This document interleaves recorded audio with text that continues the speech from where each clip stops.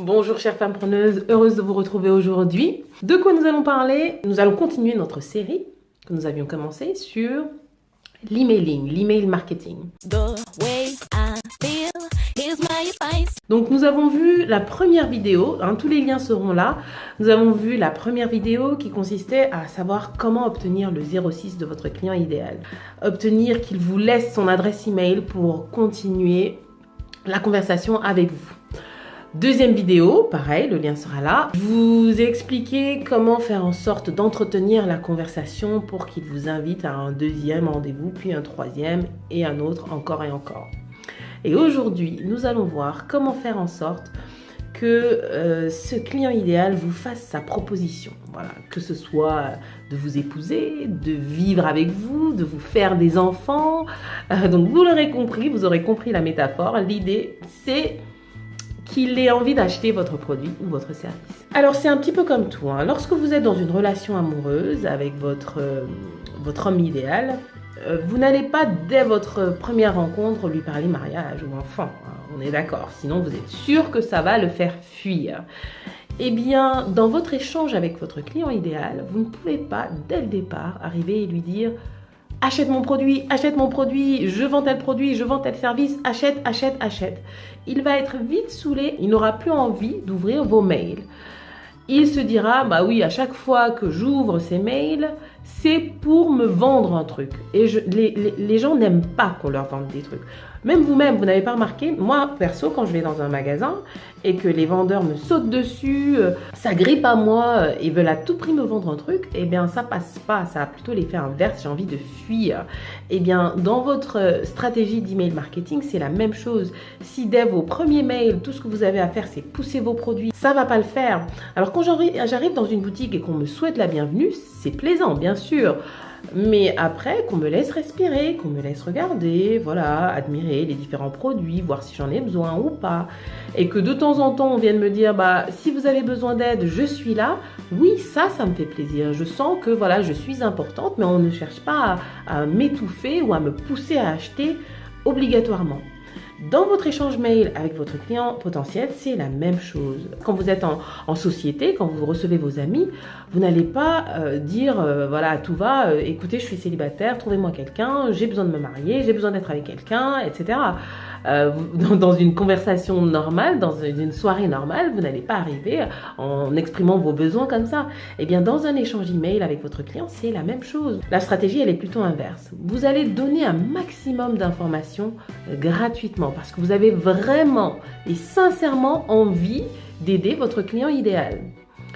Vous allez me dire peut-être que vous vendez un produit physique, je ne sais pas, vous vendez des vêtements, vous vendez des bijoux et vous vous demandez comment vous allez pouvoir apporter du contenu de qualité si ce n'est de pousser les gens à acheter vos chaussures. Eh bien non, vous pouvez leur apporter du contenu de qualité lié à votre univers. Si votre univers c'est la mode, ce sont les nouvelles technologies, vous pouvez leur apporter des infos liées à l'actu de votre domaine d'activité. Là en ce moment c'est la Fashion Week, c'est l'occasion ou jamais de leur donner des conseils par rapport à la mode. Si votre outil, si votre produit est lié au milieu de la mode. Voilà, de leur donner des astuces pour aller à tel défilé, par exemple. C'est ça qui va faire en sorte que votre abonné aura envie d'ouvrir votre mail parce qu'il saura que ce que vous lui proposez, ce n'est pas uniquement d'acheter votre produit, c'est toutes ces petites choses à côté. C'est pour ça que vous remarquerez que maintenant, de plus en plus de marques s'y sont mises. C'est-à-dire qu'elles ne proposent pas uniquement des bons de réduction à leurs produits, mais elles proposent également un accès privilégié à leur blog avec du contenu. Donc vous ne pouvez pas avoir envie de vendre sur Internet, de vendre un produit, un service, une image sur Internet sans produire du contenu. Le contenu pourra être écrit, il pourra également être vidéo, comme ce que je suis en train de vous faire.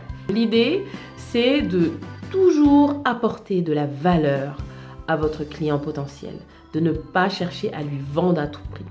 Et si vous avez ce raisonnement, à vous dire, voilà, j'offre généreusement de mon savoir à qui veut en profiter, sans attendre quoi que ce soit en retour, eh bien vous allez voir que très naturellement, les gens vous demanderont même quand est-ce que vous sortez un produit ou un service que je l'achète. Les gens auront envie d'acheter votre produit, ne serait-ce que pour vous dire merci pour tout ce contenu que vous leur donnez, pour tous ces conseils judicieux que vous leur donnez.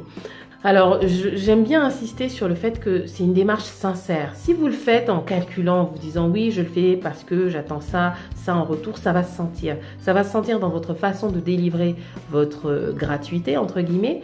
Ça va se sentir dans la façon dont vous communiquez avec votre client potentiel.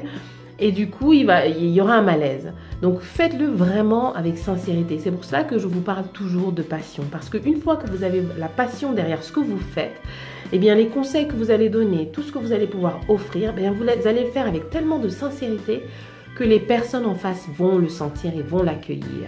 Et du coup, elles deviendront très naturellement des clients et des clients fidèles et des clients qui vous recommanderont auprès d'autres personnes. Personnellement, ça m'arrive tout le temps. J'ai mes clientes, ce sont des personnes que j'ai abordées comme ça très naturellement, à qui j'ai offert généreusement, comme je vous offre dans toutes ces vidéos. Je ne dis pas qu'il y a que la majorité d'entre vous viennent frapper à ma porte pour me demander « Oui, voilà, j'ai besoin de tes services, voilà. » Mais ne serait-ce que les réponses que j'ai des mails, je reçois des messages sur Facebook, je reçois des commentaires de personnes qui aiment ce que je fais. Ne serait-ce que ça, déjà, ça me procure de la joie et ça me donne envie de continuer à donner encore plus de vidéos, de contenu, parce que je sais qu'il y a des personnes que cela aide réellement. Et ne serait-ce que pour ça, je suis contente. Et si en plus de ça, j'ai des clientes qui me payent, c'est jackpot quoi, c'est le summum, c'est la cerise sur le gâteau, voilà. Donc c'est un peu ça la démarche. Maintenant, à vous de faire pareil. Dites-moi dans les commentaires ce que vous faites, ce que vous offrez généreusement à vos clients potentiels dans votre stratégie d'emailing pour entretenir cette conversation et pour faire en sorte qu'ils aient envie de vous faire cette fameuse proposition que vous attendez, qu'ils aient envie de vous demander en mariage et de vous être fidèles pour l'éternité. Voilà, dites-moi dans les commentaires ce que vous faites et s'il y a un conseil en particulier dans cette vidéo qui a retenu votre attention, merci de me le dire également dans les commentaires, ça fait toujours plaisir. Voilà, la vidéo d'aujourd'hui est terminée. Je vous attends nombreuses sur mon blog elisabethcounou.com. Si vous avez aimé le contenu, vous likez et vous partagez.